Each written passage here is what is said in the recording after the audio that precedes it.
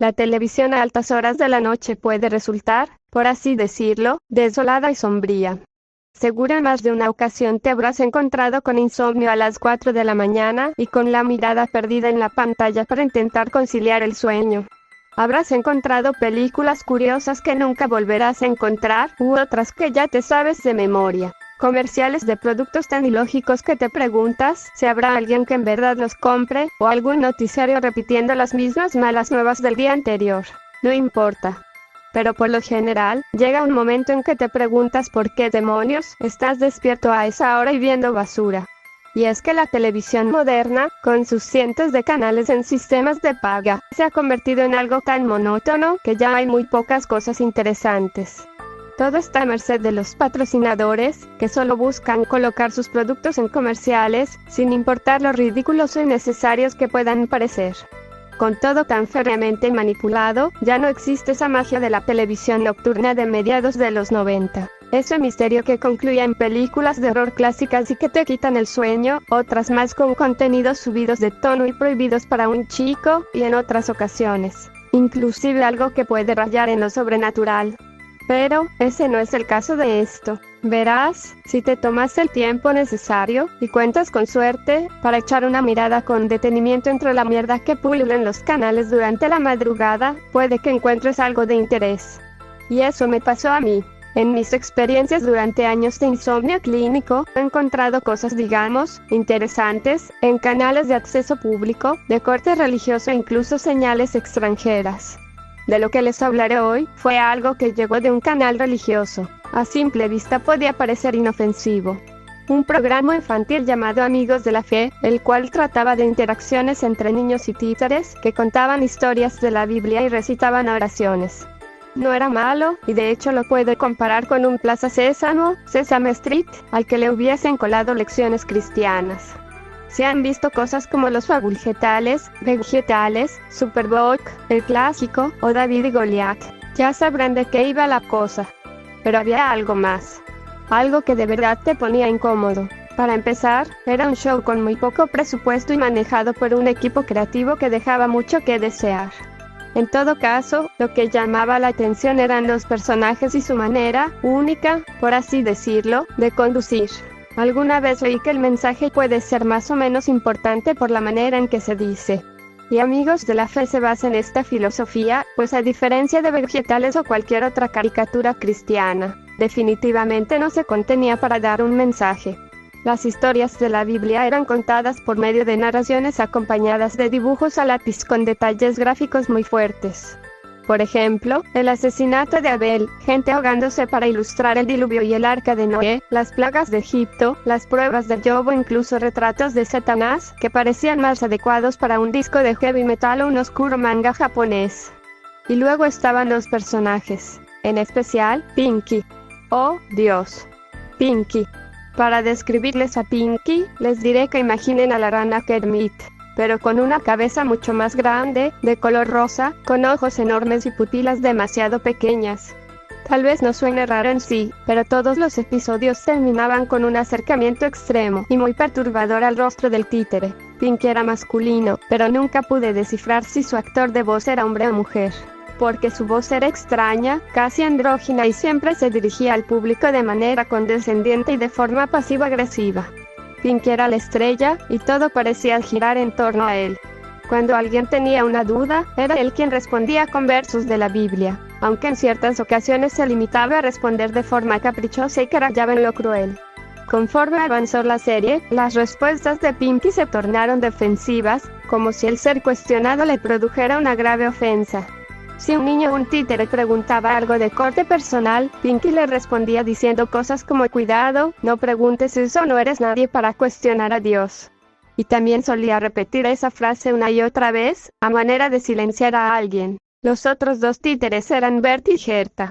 Existían otros que aparecían de vez en cuando, pero estos dos eran los únicos aparte de Pinky que aparecían en todos los episodios. Bert era un hipopótamo azul y Gerta, un pájaro verde y esponjoso. Los dos actuaban como idiotas con el propósito de interactuar con Pinky, actuando de forma curiosa y equivocada para que los pequeños que salían en el show acudieran con dudas a Pinky y este los corrigiera con un sermón errático y extraño que pronto los hacía cambiar de opinión. Amigos de la Fe se convirtió en un placer culpable para mí. Pese a lo mierda que era Pinky, no podía evitar sentirme entretenido por lo políticamente incorrecto de su personaje, y que parecía más bien algo digno de South Park que de un show cristiano para niños. Pinky simplemente decía las cosas tal y como eran, sin importarle si ofendía a alguien. Esto me sorprendió en el capítulo dedicado a la homosexualidad. Sí, hubo un capítulo sobre los gays. Y como ya lo imaginarán, trataron el tema con la misma sutileza de un martillo golpeando un cristal. Sodoma y Gomorra. Imágenes de hombres besándose. Levítico 20:13. Estadísticas sacadas del culo sobre el SIDA. Ya saben. Demonios, incluso Pinky comenzó de conspiranoico diciendo que las violaciones en las cárceles no eran más que un plan de Satán para convertir a los hombres en homosexuales. Lo observé riéndome de manera morbosa, al menos hasta la recta final del programa. Una niñita le habló a Pinky sobre su hermano mayor, el cual recientemente había declarado su homosexualidad al resto de su familia. Pinky estalló en carcajadas y empezó a gritarle a la niña, vociferando que su hermano era un marica pecador que se iría al infierno, lo que sin duda la hizo llorar y le hizo pensar en lo jodido de ello. Esa mañana me fui a dormir preguntándome sobre el objetivo en sí del programa. Siempre fue raro, pero los últimos episodios se tornaron tan negros y maliciosos como si los hubiera escrito el tipo detrás de Padre de Familia, Family ofensivos. La noche siguiente era el último episodio, el cual tenía el título de Predestinación. Eso no estaba bien, ya en otras ocasiones había visto programas de niños que hablaban de temas controversiales como la homosexualidad, el pecado y el crimen. Pero jamás el concepto de la predestinación. Debo admitir que, en retrospectiva, me encontraba curioso al respecto pero con una sensación incómoda en mis entrañas. Lo que fuese que viera esa noche, sin duda sería perturbador. El programa comenzó igual, hasta que Bertie apareció en escena y habló con gente los niños sobre algo que había escuchado por ahí. Predestinación, decía acompañado de un número musical y sus estupideces usuales. Y como siempre, llegó el momento de hablar con Pinky. Pinky, sorprendentemente, reaccionó a la pregunta con una actitud placentera y casi amable, diametralmente opuesta a lo que hacía por lo regular. Hasta que un niño le pidió que explicara qué significaba predestinación, a lo que la rana respondió lo siguiente: algunas personas están destinadas al cielo y otras al infierno, y después comenzó con su discurso del poder de Dios. El chico, que se veía muy confundido y hasta atemorizado, le preguntó por qué decía eso si Jesús había muerto para salvar a todos. Entonces Pinky dijo algo muy difícil de digerir: Jesús murió para salvar a los elegidos. Los otros niños, que comenzaron a entender de manera gradual la gravedad del mensaje, se veían asustados. El niño de la pregunta anterior observó a la cámara como si dijera «¿Tengo que hacerlo?». Por unos segundos, hasta que reunió el valor de hablar o alguien lo obligó, y le preguntó a Pinky cómo podía saber si iría al cielo o no. Y Pinky respondió: «Nunca lo sabrás, no hasta que mueras.